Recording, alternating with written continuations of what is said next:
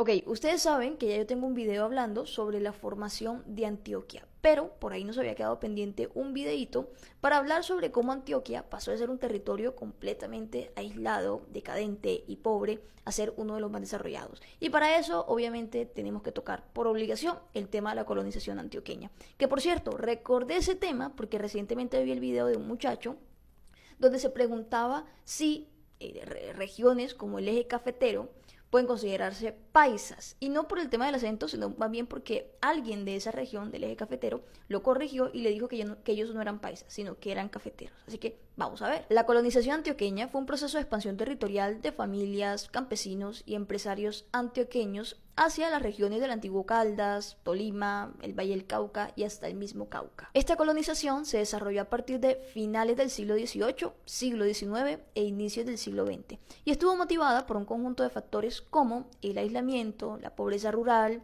la crisis minera, el aumento demográfico que hizo que las tierras disponibles en Antioquia ya no fueran suficientes, y eso afectó notablemente actividades como la agricultura, porque comenzaron a escasear las tierras fértiles y no había hacia dónde expandirse. Y expandir los cultivos era algo sumamente urgente, por ejemplo, para los cultivadores de café. Y de hecho, en este proceso de colonización, los antioqueños se encontraron con tierras muy fértiles y muy ricas en recursos naturales. Otro de los factores, la inestabilidad política, las guerras civiles del siglo XIX y el desplazamiento forzado motivaron a que las familias antioqueñas buscaran refugio en otros lugares, colonizando tierras baldías. Y es que durante la primera mitad del siglo XIX, el Estado reconocía la colonización de tierras baldías como una forma legítima de apropiación territorial.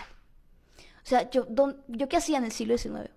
Perdiendo el tiempo desde el siglo XIX. No, cualquiera, con casa. Los antioqueños se expandieron principalmente hacia el sur y suroccidente del territorio, donde se encontraron con zonas selváticas que literalmente tenían que ir despejando a machetazos. Y ahí mismo iban dejando marcados los caminos para esas otras familias antioqueñas que tomaran esa misma ruta de colonización. En ese mismo proceso, los colonos antioqueños construyeron puentes, senderos, caminos de herradura, etc. Mejor dicho, comenzaron a conectar todos los territorios por los que iban pasando. ¿Y cuáles fueron las rutas de la colonización antioqueña? Bueno, algunos relatos nos dicen que los principales colonizadores salieron directamente desde el Valle de Aburrá hacia el sur de Antioquia, logrando en 1797 fundar su primer poblado llamado Sonsón, aunque para algunos estos eventos no hacen parte del proceso de colonización antioqueña por ser fechas previas a la independencia de España. Ya a partir del siglo XIX sí salieron colonizadores antioqueños provenientes de poblados como Sonsón, Marinilla, Río Negro y La Ceja.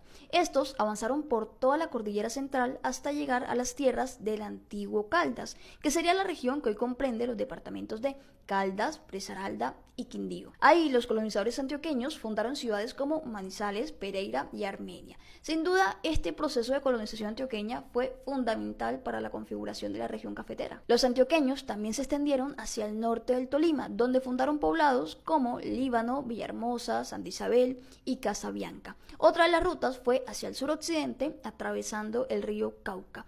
Allí, los colonizadores antioqueños entraron al norte del Valle del Cauca por Cartago y finalmente entraron al Cauca. Y por supuesto no podemos dejar de mencionar la expansión de la colonización antioqueña hacia zonas del Urabá, del Magdalena Medio y del Sinú. Es importante entender que el modelo de colonización antioqueña se basó en el desarrollo del minifundio a través del establecimiento de pequeñas y medianas haciendas, donde la unidad productiva era la familia y la actividad agrícola.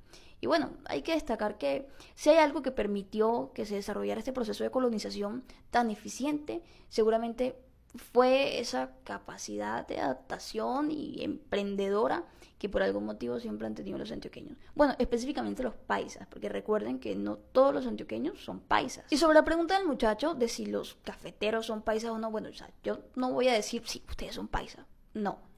Pero si revisamos pronto un poquito la historia, algunos relatos, seguramente nos vamos a dar cuenta que el término paisa comienza a ser utilizado cuando los colonizadores antioqueños llegan a estas tierras del antiguo Caldas, que sería la región que hoy comprende el departamento de Caldas, de Risaralda y Quindío. Es decir, en estas tierras se comienza a utilizar el término paisa para referirse a esas familias provenientes de Antioquia, pero no solamente a la familia específica que hizo el proceso, ¿no?, de emigrar, sino también a sus descendientes.